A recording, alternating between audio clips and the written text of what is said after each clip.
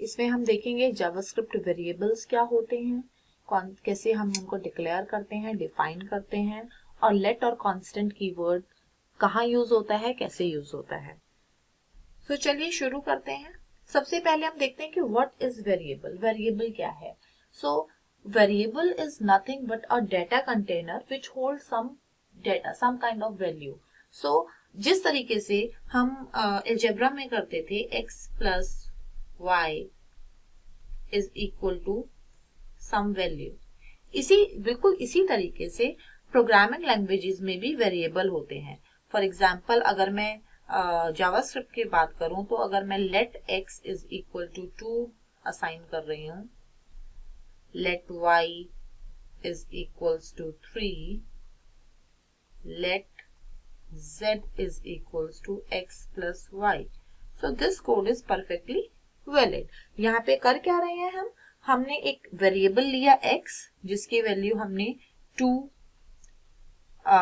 जिसके अंदर हमने 2 को स्टोर किया, मतलब एक वेरिएबल है x जिसकी वैल्यू है 2, y जिसकी वैल्यू है 3 और z की वैल्यू होगी which is the sum of x plus y. So basically x, y और z क्या है? ये वेरिएबल है जो that are holding some kind of value और storing some kind of value। वो वैल्यू नंबर हो सकता है, वो वैल्यू स्ट्रिंग हो सकता है, वो वैल्यू बुलियन हो सकता है, वो कुछ भी हो सकता है। सो बेसिकली हमें ये समझ आए कि वेरिएबल क्या है। अब अगर मैं बात करूं कि जावास्क्रिप्ट में वेरिएबल को डिक्लेयर कैसे करते हैं। सो जावास्क्रिप्ट में वेरिएबल को डिक्लेयर करने के लिए हमें एक कीवर्ड चाहिए और बेसिकली उसके दो तरीके हैं जावास्क्रिप्ट में वेरिएबल को डिक्लेयर करने के। एक होता है एज अ वेरिएबल और एक है एज अ कांस्टेंट। तो वेरिएबल में हमारे दो कीवर्ड होते हैं जो कि हम यूज करते हैं, एक है लेट और एक है वेर। सो जो मॉडर्न जावास्क्रिप्ट है और जो ES6 जावास्क्रिप्ट है वो कहती है कि आप लेट को ही यूज कीजिए। तो आजकल हम सब लेट को ही यूज कर रहे हैं, वेर हम बहुत कम यूज कर रहे हैं और नहीं यूज कर रहे हैं। सो एनीवे हम लेट और वेर के बारे में डिफरेंसेस नेक्स्ट वीडियो में करेंगे। फिलहाल हम मान के चलते हैं वेरिएबल और constant. So we have let and var keyword for a variable and a const keyword for the constant.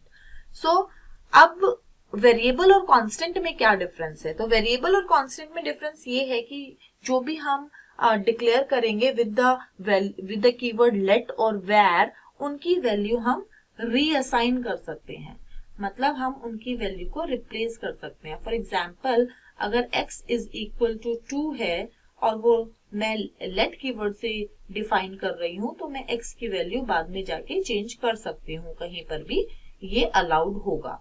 तो मैं अगर एज अ वेरिएबल लेट और वेर के से यूज कर रही हूँ तो मैं रीअसाइन कर सकती हूँ, जबकि अगर मैं कांस्टेंट से यूज कर रही हूँ तो कांस्टेंट का मतलब ये है कि मैं उसकी वैल्यू को रीअसाइन नहीं कर सकती। एक बार जो वैल्यू मैंने असाइन कर दी वही वैल्यू मैं हमेशा यूज करूंगी, और इसको असाइन करने के लिए मैं यूज करती हूँ कांस्टेंट कीवर्ड नेम इज निधि। ये कांस्टेंट जो है वो हमारा कीवर्ड है जो कि ये हमें बताता है, जावास्क्रिप्ट को समझ आता है कि कांस्टेंट का मतलब ये है कि इसकी वैल्यू, इस वेरिएबल की value throughout the program same रहेगी और चेंज नहीं होगी। ये हमारा वेरिएबल का नाम है जो हम अपनी चॉइस का ले सकते हैं कुछ भी, और जो निधि है वो वैल्यू है, वैल्यू ऑफ द वेरिएबल। अब अगर कांस्टेंट के केस में अगर मैं इसकी वैल्यू आगे चेंज करना चाहूं, नेम इज इक्वल टू अगर मैं विधि करना चाहूं तो ये अलाउ नहीं करेगा और it will give me an error. ये हमेशा मुझे एरर देगा क्योंकि कांस्टेंट मैंने वैल्यू डिक्लेयर की थी जो कि रीअसाइन नहीं हो सकती। So it will give me some error. While अगर मैं लेट और वेर का केस मानूं तो अगर मैं यहां पर एक वेरिएबल ले रही हूं नेम, इसकी वैल्यू मैंने असाइन की है निधि,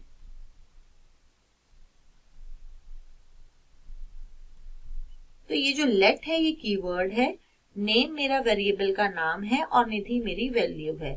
और यहाँ पर जो इक्वल टू है ये आपका इक्वल टू ऑपरेटर नहीं है, इसको कहते हैं असाइनमेंट ऑपरेटर, क्योंकि यहाँ पर ये वैल्यू को असाइन कर रहा है वेरिएबल में, इस वैल्यू को वेरिएबल में असाइन कर रहा है, इसीलिए इस ऑपरेटर को हम कहते हैं असाइनमेंट ऑपरेटर।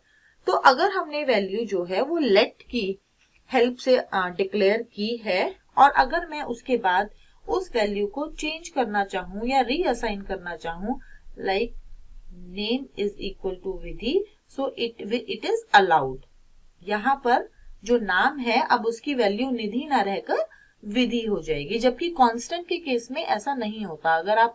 अगर ये वेरिएबल लेट की जगह कांस्टेंट से डिफाइन होता तो यहाँ पर हमें एरर मिलता।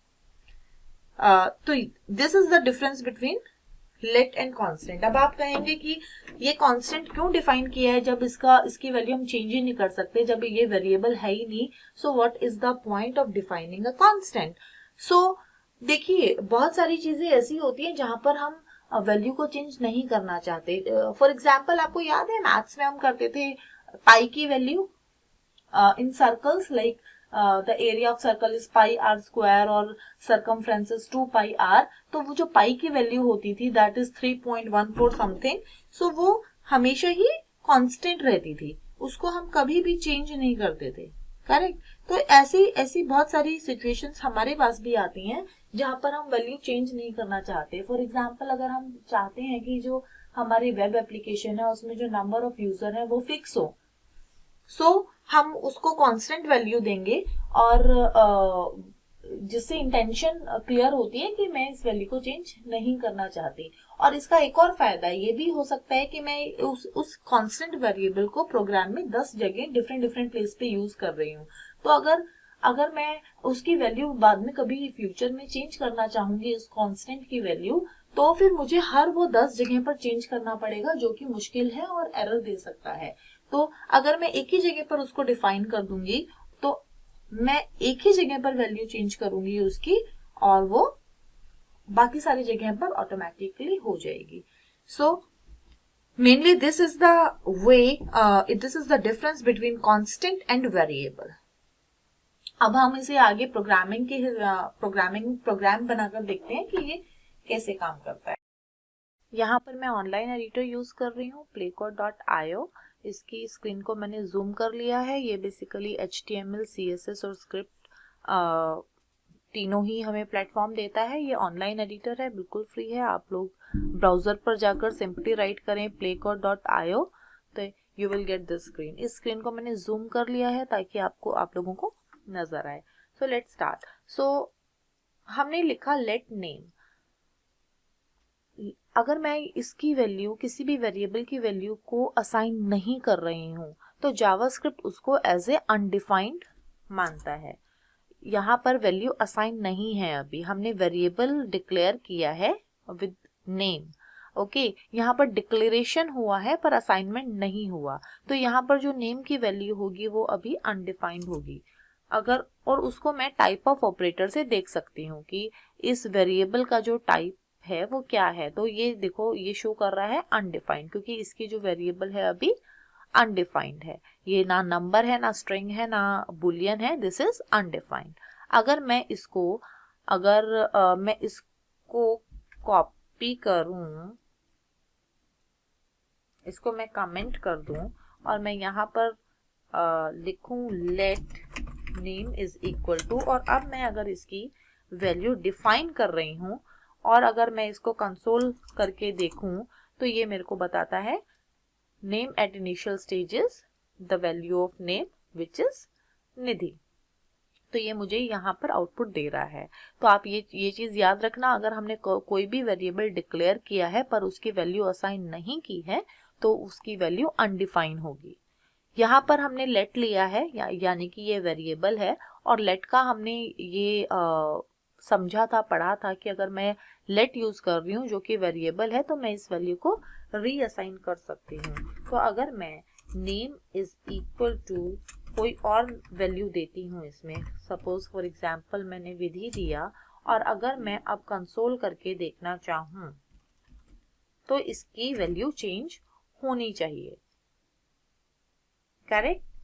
Name after reassign. सो यहाँ पर नेम आफ्टर रीअसाइन में वो वैल्यू चेंज होकर आ गई। अब इसकी वैल्यू निधि नहीं है, विधि है। अगर हम इसे लेट की जगह, क्योंकि ये वेरिएबल था, हम इसको रीअसाइन कर सकते थे, तो इसने वैल्यू रीअसाइन कर दी। मतलब हम इनिशियली हम वेरिएबल हमने डिक्लेयर किया और उसकी वैल्यू हम थ्रू आउट द प्रोग्राम कहीं भी चेंज कर सकते हैं। और आप ये याद रखिएगा, जो पहली बार हम वेरिएबल को इंट्रोड्यूस कर रहे हैं तभी हमें इस कीवर्ड की जरूरत है जो कि लेट है।